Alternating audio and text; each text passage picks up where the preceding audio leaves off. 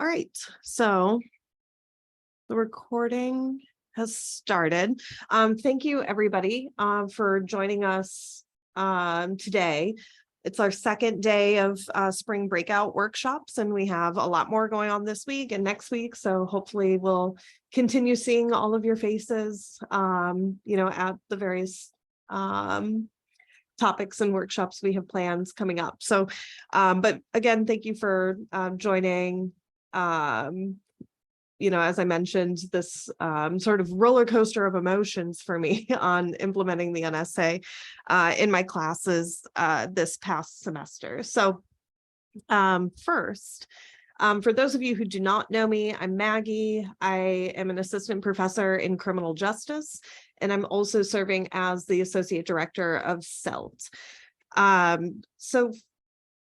This past semester, it's the very first time I took on the Unessay, and I did it in both of the classes that I was teaching, which were criminal justice senior seminar. And a couple of things about senior seminar is that it was really it's like a topics course. For me, I teach it like a policy analysis course. And so it's, I get to kind of decide and highlight the topics that I think are most important to my students. And so it's a class that really varies on instructor.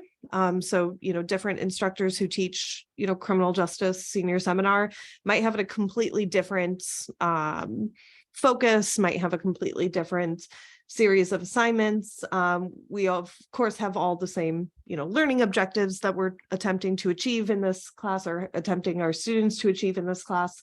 But there is a lot of autonomy in the type of material that I introduce in the class. And so I think that's partly why, implementing the Unessay was such a good idea in my class, generally, because I have a lot of autonomy, but so do my students. All right. Get this going. Okay. So first, I want to dive a little bit into what is an unessay. So an unessay, and there's lots of definitions out there if you were to Google an unessay, but essentially it's a departure from a traditional research paper assignment. Students are challenged to select a topic that is interesting to them. Of course, it's related to the course content. And in my class particularly, they were expected to communicate the synthesis of the research on that topic in any way they choose. And so this, and I'll show you some examples of what my students decided to do for their unessays, but also some other kind of examples of what this could look like. So I was really inspired to adopt the Unessay when Jessamyn Neuhaus, who's the director of the Center for Teaching Excellence at SUNY Plattsburgh. We do a lot of partnerships and collaborations with SUNY Plattsburgh. And one of those culminated in a presentation last spring breakout. And so I actually have the link to the recording here, and it's on our CELT website. So if you do go back to the spring breakout of 2022, you'll be able to see her presentation on the Unessay that we recorded last spring.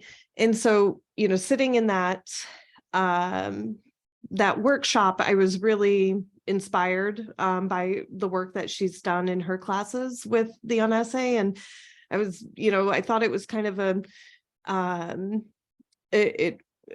was nervous about how it might work in a senior seminar, and how, rigorous it might end up being in a senior seminar, but I decided to take a chance. And so I followed a lot of her example assignments and instructions on creating the Unessay, and decided to give it a shot. And so that's one reason I decided to tackle this project in my courses. So you're going to have to bear with me on this story, but if anyone is familiar with incarceration and practices within prisons, you might have come across the term neutral loaf. I don't know if anyone has ever heard of this before, but essentially when I was in grad school, we were talking about incarceration and institutional racism and, various aspects of prisoner life. And one of the things that one of my colleagues had presented on at the end of the semester was food that was served in prison. And even though we all wrote, very traditional research papers, when she went to go present her research on the types of food and the practices behind serving, food in prisons, she came across, this idea of neutral loaf, which is it's a loaf, I suppose, of various food ingredients that, are kind of like a meatloaf, but they can incorporate all kinds of, leftover foods. And as you can imagine, it's created into this loaf and it's supposed to meet all of these nutritional guidelines. But it's often used as punishment in prisons. And so as she's presenting, this, the research that she's done on this topic, she actually found a recipe for neutral loaf and she made it for the class. And so that we could all participate and taste, what, this food that was, often used as, punishment, administrative, kind of punishment in prisons was like. And that has never left me, that experience of, getting to actually see what this looks like and see and taste, this kind of experience that, various prisons, across the US are, using as, sort of punishment. And there's been Supreme Court cases that have upheld the use of using this as punishment in prisons. And it's a very, it's a very, I think, horrific kind of practice personally, but, the act of her baking this and bringing it to class and using that as part of her presentation was something that I have never forgotten. And so I, had never really, thought about how can we, exactly, Linda mentioned it's better than a paper, doing that with, what can be appended to that. Yeah, it's, it really, it stuck out to me and it stayed with me for, the last, 10 years or so. And so, thinking about all the possibilities with an Unessay, for students to kind of demonstrate their understanding of, a particular topic in, new or unique ways. I remember, back to grad school and thinking about that neutral loaf and was like, okay, I see where this can go. I see how this can stick with people for a long time if they have the ability to kind of get creative with demonstrating their understanding of a particular topic. So again, that kind of, all led to this realization that, I can assign a 20 to 30 page paper in a class, but I think our students can achieve the same learning outcomes with, a project that doesn't necessarily have to be the same for every student, right? And that it gives them sort of this creative outlet, but also allows them to kind of play to their strengths and, really dive into topics in unique ways that are engaging, but also, interesting for the rest of us, in class to follow. So this also kind of aligned with my goals of inclusive teaching and learning and allowing students to express their learning in different ways. So whether they, wanted to, create a podcast or create a board game, there was a lot of flexibility for students to demonstrate their learning.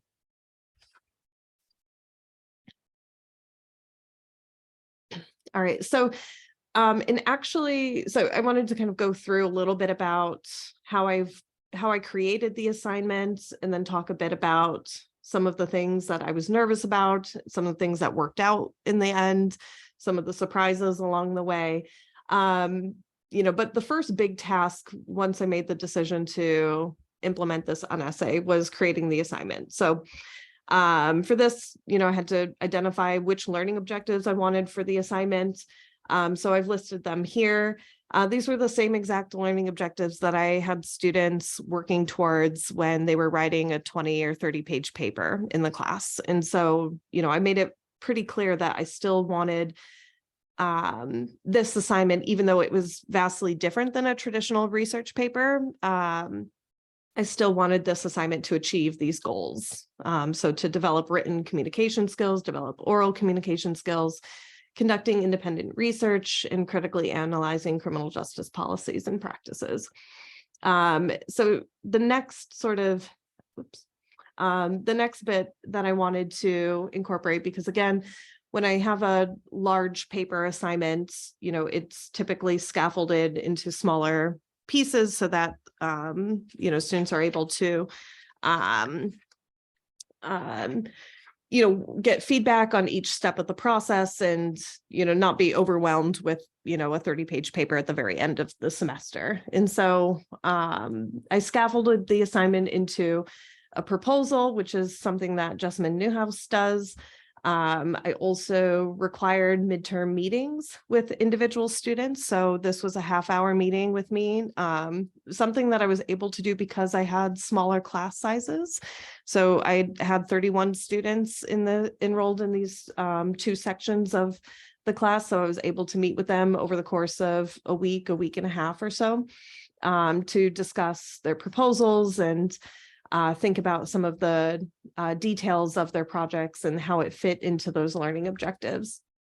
I had them create an annotated bibliography, their project and their presentation itself, and then a project statement, which I think is also something that Jessamyn does. So when I described the project statement to students, I explained to them to think of it as like an artist statement. It's their way where they get to explain how they achieved all of the learning objectives through their project. It was a bit reflective as well. So they were able to kind of talk about how their process of going through the project, and how, what strengths they found in the project, any areas of improvement that they wish, they had focused on in the project.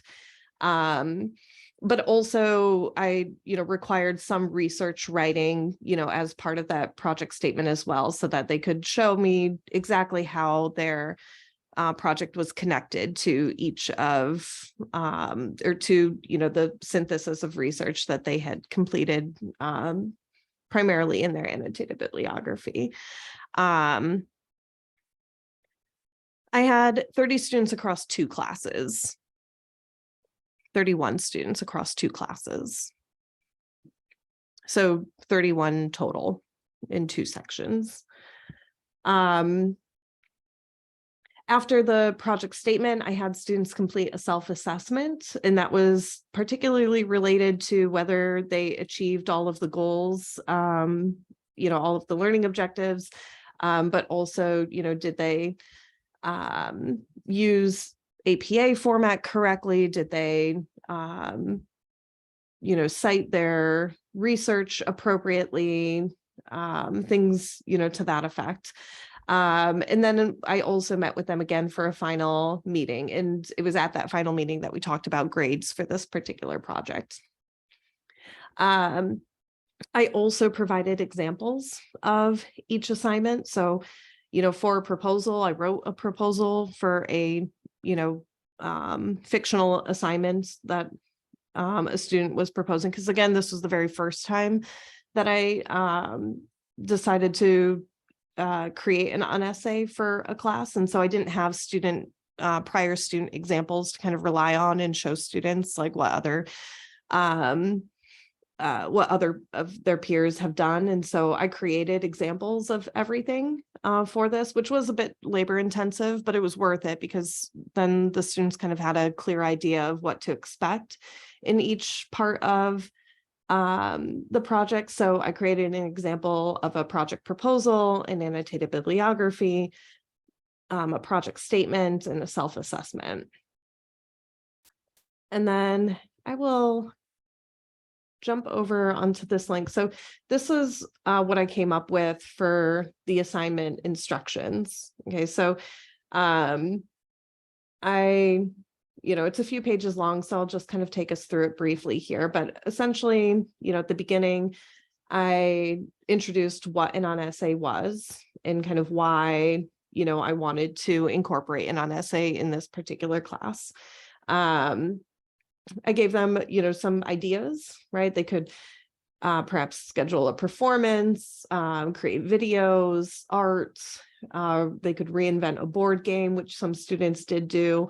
Again, thinking about my Nutriloaf experience in grad school, I said they could, cook or bake. They could create a lesson plan, which I also had some students do as well. I had a few students who were interested in going into elementary school education after graduation. So even though they were criminal justice majors, they were interested in kind of pivoting into, an education career.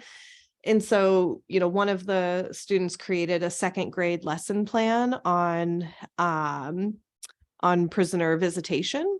And so it was a really cool project. He was, brought. Okay, sorry. So it was a really, sorry, everyone. It's just, okay. All right. So it was a really cool way for him to kind of incorporate, his interests long-term in a career to, bring also back, some of those memories of elementary school of matching, pictures to different, vocabulary words. And it was a really fun project. But anyways, they could make podcasts, blogs. They could do a D&D style RPG, which I had to explain to them, is Dungeons and Dragons, role-playing game if they, so chose. They could knit, they could sew, they could write a short story. I wanted to throw out some kind of way out there ideas just so that they knew that really the world was their oyster. They could pick anything, under the sun, as long as they were able to communicate the research they had conducted in a, particular way. So I created some important dates here. For each of the assignments, talked a little bit about, again, why I chose the Unessay and, trying to kind of create some buy-in from students. Talked a little bit about what each assignment within, like each scaffolded assignment within the big Unessay was going to look like. Talked about kind of midterm and final exam meetings as well. And then I'll talk a little bit about this here in a minute, but I decided to, in the idea of moving away from a traditional research paper, I also wanted to move away from traditional grading structures. And so I, for the Unessay,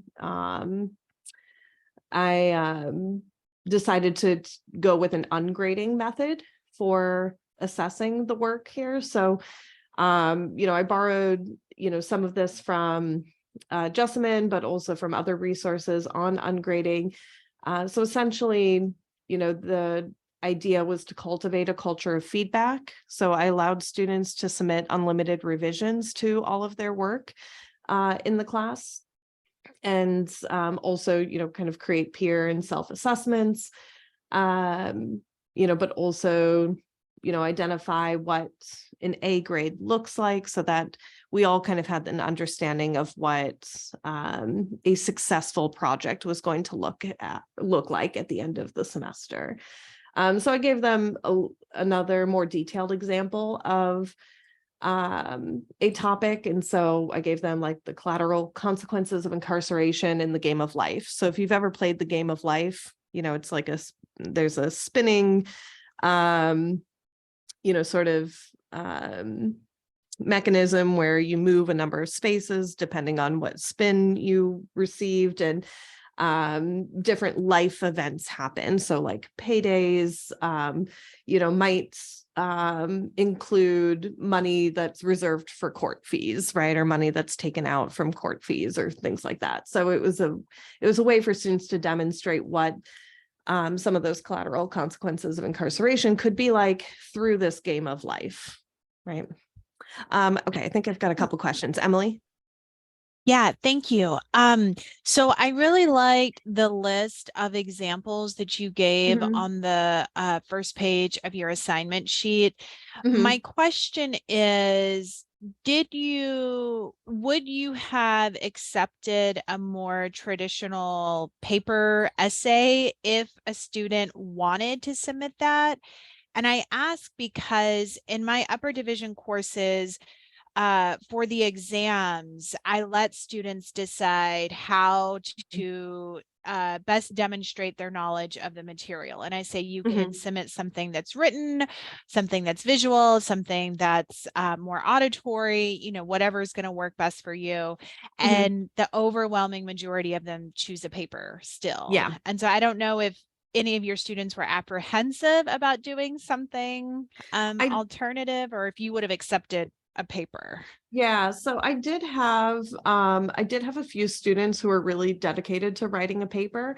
For me, I sat down with them and said, you're absolutely welcome to, have a more, written based project if that's, what you want to do. I explained to them that, their project proposal, their annotated bibliography, the project statements, they were going to be incorporating a lot of writing as it was into this project. And so what they ended up doing, because it was comfortable for them, and I was, fine with it, they had created a podcast series to demonstrate their research, but they also included, a very short kind of element of research paper writing, like 4 to 5 pages or so, as part of their project statements that, kind of looked a little more like a traditional writing, research writing. But the goal really was to challenge them to think outside of the box. So I did not get, people who wanted to write a 20 to 30 page paper, which was what traditionally we had, been assigning in this class. So, thankfully, most students were really open to the idea. I thought I would need to do a lot more to get student buy-in for it. But I think once students, heard from their classmates about the projects they were thinking about, they were able to kind of break out of that, norm. But I didn't tell them, I didn't shut them down if they wanted to write a paper. I just kind of guided them to, write something, as part of their project statement, so that they weren't doing all of the projects and then writing a 15-page paper, because I thought that was too much, given, the writing that I was already assigning for this Unessay, because, the project proposal was, between 1 and 2 pages. Most often they ended up being 2 to 3 pages for students. The annotated bibliography, was, more intensive. The project statements ended up being a lot of writing in the end, because I required it to be single spaced, and it was, a bit reflective of writing, but there were some research writing elements to the project statement as well. That was my long-winded answer of. And a traditional Unessay project is pretty much anything other than a paper. Yeah. But you can do whatever you like. Yeah, I wanted to, because it was my first time and it was seniors, I didn't want them to, I think with a first year class, because they may not have written a traditional paper assignment before, that they may not be as comfortable and find, themselves drawn to an Unessay a little bit more. But, I did kind of, I did want them to feel comfortable with, whatever project they ended up doing. So I did allow them to do some elements of writing if they wanted to. Okay, so I'm looking at just diving into the chat here just to make sure. Oh geez. Okay. Yeah, D&D. I think D&D is still a thing. Oh, sorry. Yeah, I probably should have looked at the chat a little bit more. But yes, you can always chime in and ask questions.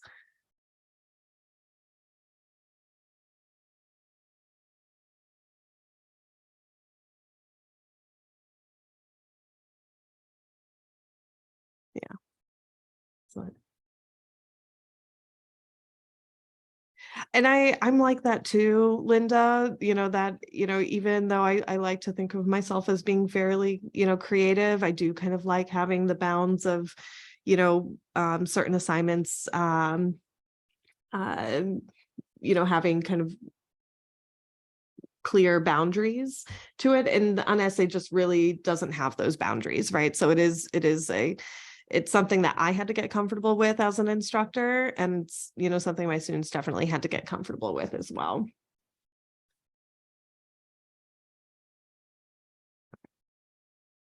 So some of the examples, and actually I should go back to the first slide here. So this was one of my students' projects.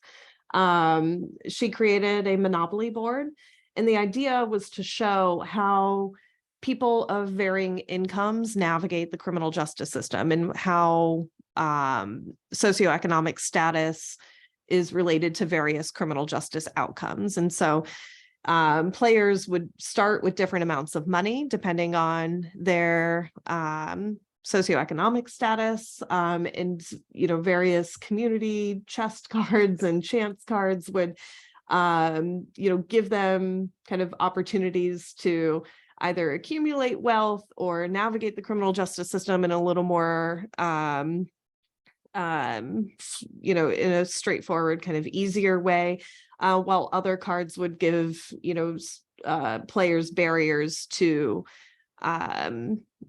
preparing for a criminal defense, or barriers for engaging in social life in different ways. And so she decided to also create like spaces here that were related to Syracuse, because she's from Syracuse. And so there's the Everson Museum of Art, different landmarks around Syracuse. So she put a lot of work into this project, but you can't quite see it here, but the community chest cards all have citations related to research that kind of inspired those different scenarios.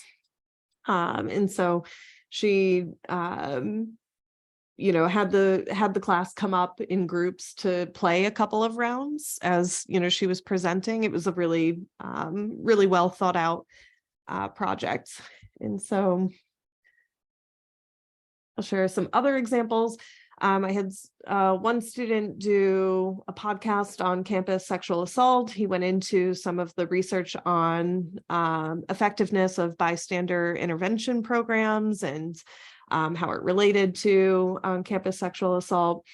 I had students create TikTok videos that examined student perceptions on criminal justice and how that varied or was consistent with the research on those various topics. So they talked about gun control and mass incarceration and some other kind of topics that students around campus might have some kind of opinion on. And so it was an interesting it was kind of fun to see them use TikTok as their medium of demonstrating this topic, or the several topics that they picked. And that was a group project as well. I had one student write a play, and the play was centered around political candidates and how how the policies they were advocating were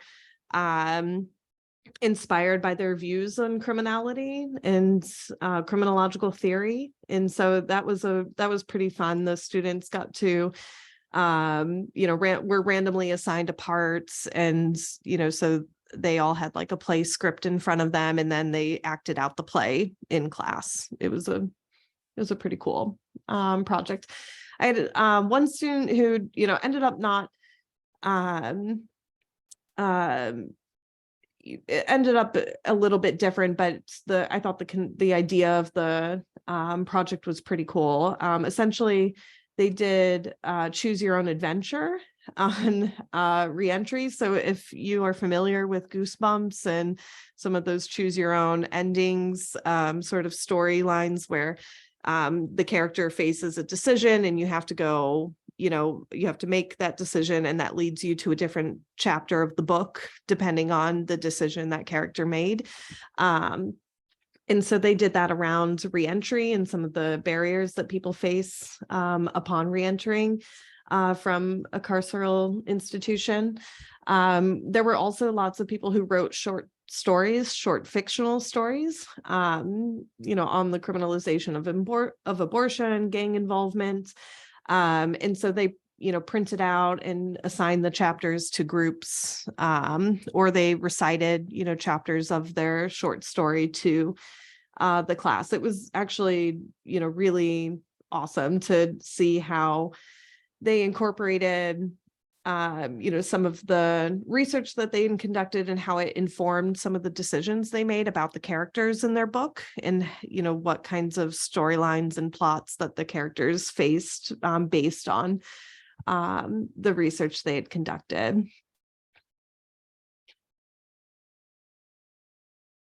So again, I mentioned I was going to talk a little bit more about this. Because it was a non-traditional assignment, I thought it might be interesting also to incorporate non-traditional assessment. This should say ungrading, not upgrading. And so again, as part of ungrading, I did not give individual grades on their scaffolded assignments. Instead, I continued to give them feedback throughout the semester on all of their work. And they were able to then to incorporate that feedback, resubmit their work until there was no more feedback, left to give. Some of the challenges with that I expected to have was student buy-in. I thought that they were going to be very anxious about not having a grade for each element of the project that they were working on.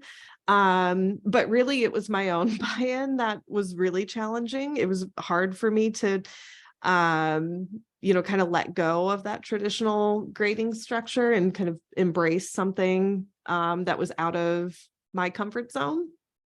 But I think using tools like the self-assessment and meeting with students, really helped kind of balance out, some of those challenges. So I did ask students to complete a self-assessment prior to our final meeting.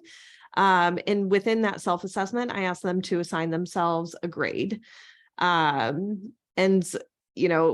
I gave them some notes and feedback about their project overall. And then I asked students if they wanted to change their answer, because, there's some research that women and underrepresented minority students tend to devalue their grades when asked to assign themselves a grade. And so I wanted to make sure that I didn't, that this project wasn't reproducing those same biases as much as possible, or those biases in prior research. And so I, kind of shared with them, my own thoughts about their project, strengths and weaknesses, and then asked them, if they wanted to change their grade.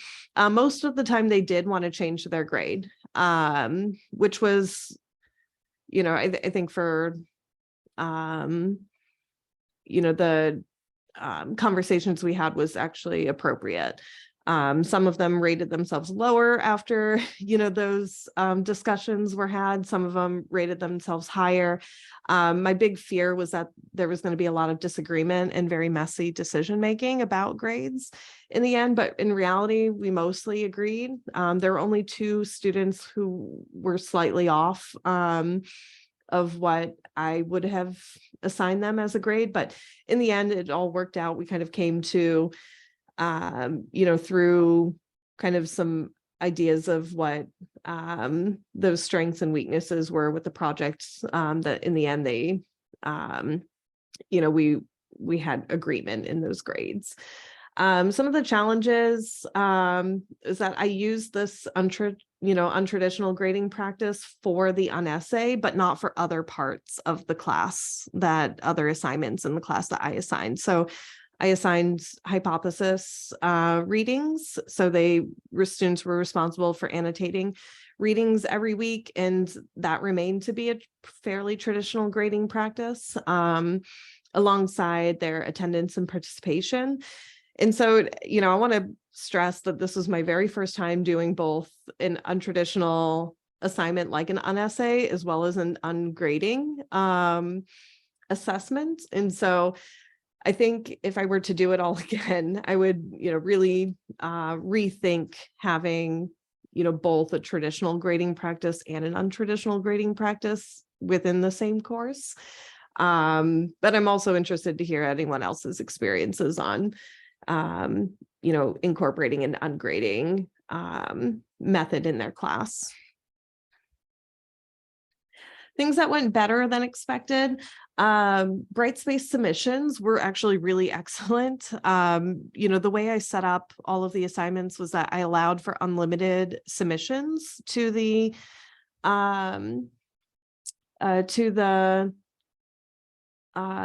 submission links. And so when students would revise their work, I was able to click an option that would allow me to receive an email every time they submitted something. And so, of course, when the first due date kind of rolls in, I've got 31 emails that says students had, submitted work. But if a student had submitted a revision of that work a week later, I would get an email kind of notifying me that that revision was there for me to look at. So I was able to kind of keep on top of giving them additional feedback throughout the semester because I had that notification system set up. So, having this in Brightspace was actually really, facilitated this project and the feedback really well. And I could toggle between their different submissions. So I could go, between their very first submission, see the comments that I had on the paper, simply click in a drop-down menu to their next submission to see what had been changed and, what had been incorporated from that previous series of feedback. And so the actual facilitating of the feedback went really well in Brightspace. Things I wish I did. I wish I had a little more peer feedback incorporated in the early stages, especially in the creation of the proposals. There were a few projects that it was hard to kind of to get students back on track once they had gotten to a certain point. And so I think having a little more peer feedback in the early stages might have helped with some of that.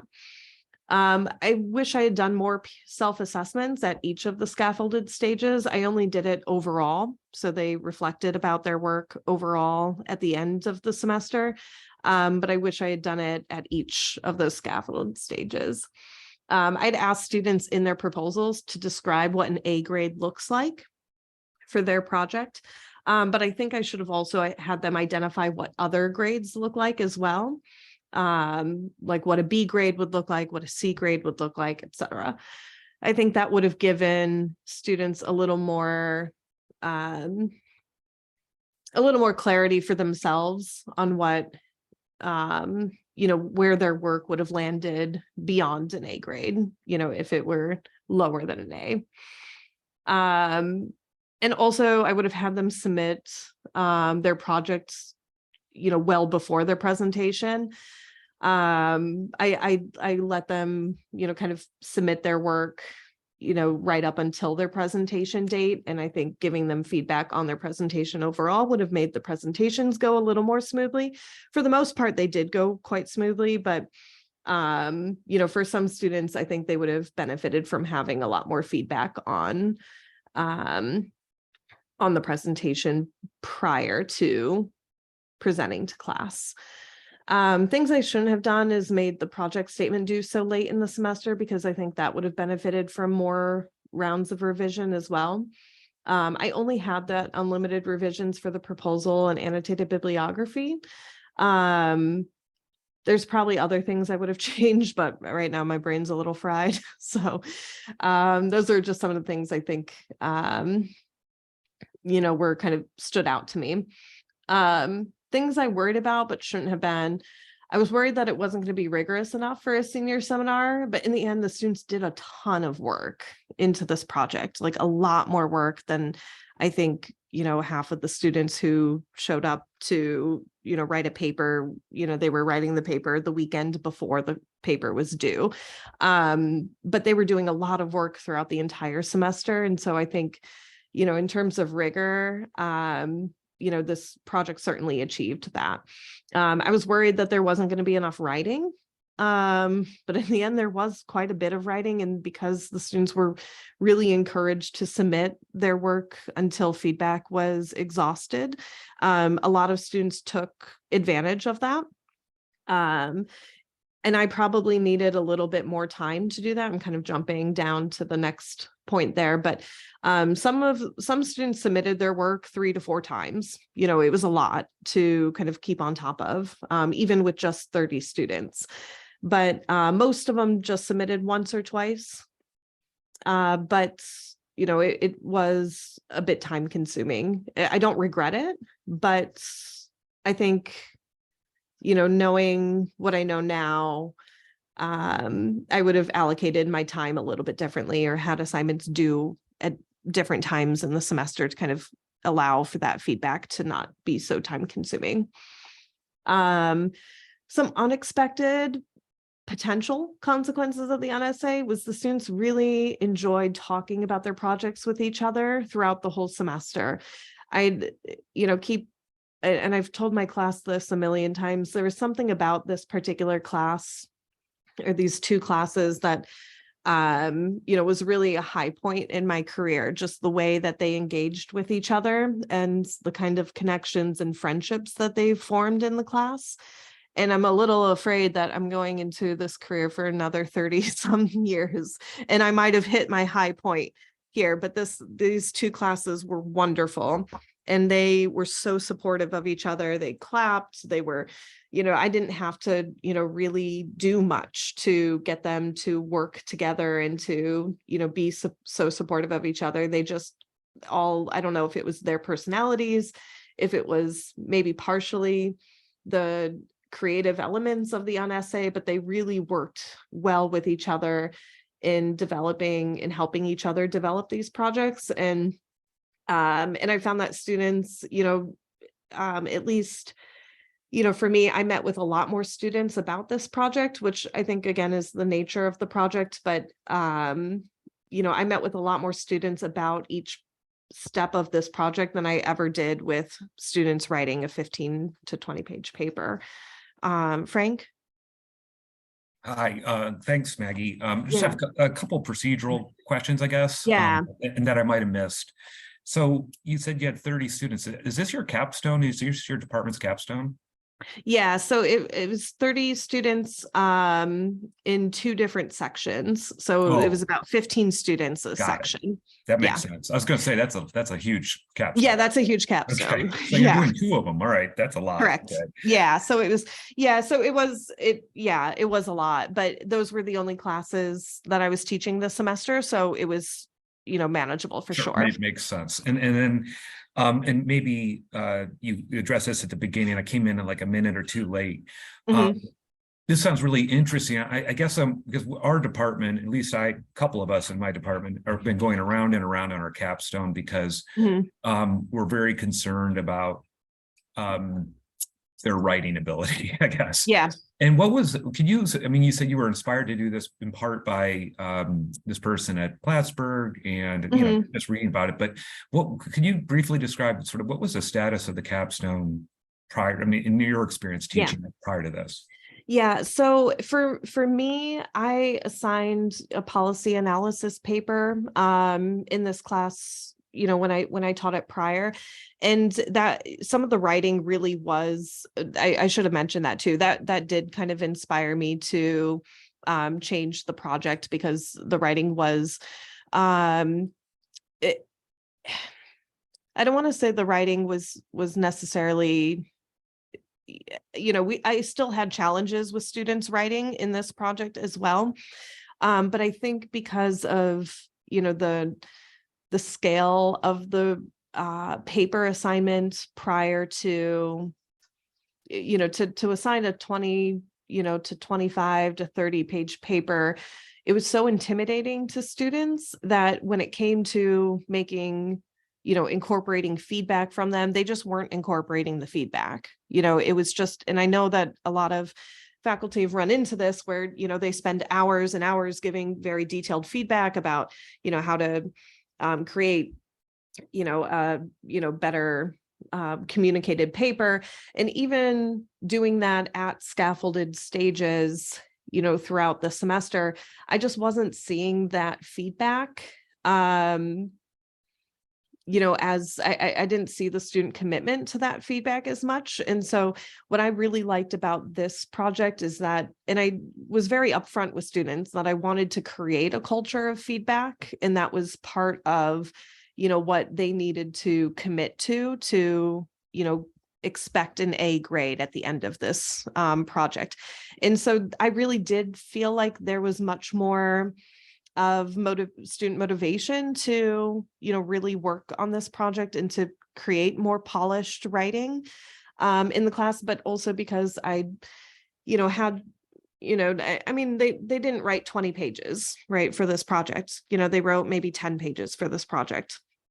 But I want to, if I had to guess, they probably spent just as much time, if not more time, you know, writing and thinking about this project than they ever did with their research papers. That's anecdotal, and that's just my assumption on it, just because of, you know, the number of revisions and, you know, rounds of discussions that we've had on each of, you know, their assignments throughout this. I do think that in the end, I felt more satisfied with the students' writing because I could see that measurable improvement from each draft and from each submission of their work. But I felt like it was a bit more motivating for them too. That was also the feedback I got from them as well, that they felt more motivated, that they've never done a project like this, and that it was something that they, you know, had been talking about in their other classes and things that they had been really passionate about, that they never got the chance to really explore. And of course, they could have explored that in their research paper, but there's something different about creating a board game versus, you know, creating a podcast versus writing a 20-page paper about a topic you find, you know, somewhat interesting. So I do think the, you know, for me, wanting them to really commit to improving their writing was something that I found the Unessay to be quite beneficial for. And we're actually kind of at time. I talked a lot. I'm sorry. I'm like that. I'm really terrible at you know, keeping in time with things. But, you know, I did, you know, rely on a lot of different resources. So again, I mentioned Jessamyn Neuhaus's Promise on Essay. She does this in a history class for a lower division course. And it's one element of, you know, her course from my understanding. You know, the Unessay I created was the capstone project for my students. So they spent a lot of time. There were a lot more elements and a lot more work to the project than I think, you know, maybe has to be for, I think an essay could be a smaller portion of a semester course than mine. But I'll open it up to any questions that people have. Sorry again for not being great at monitoring the chat.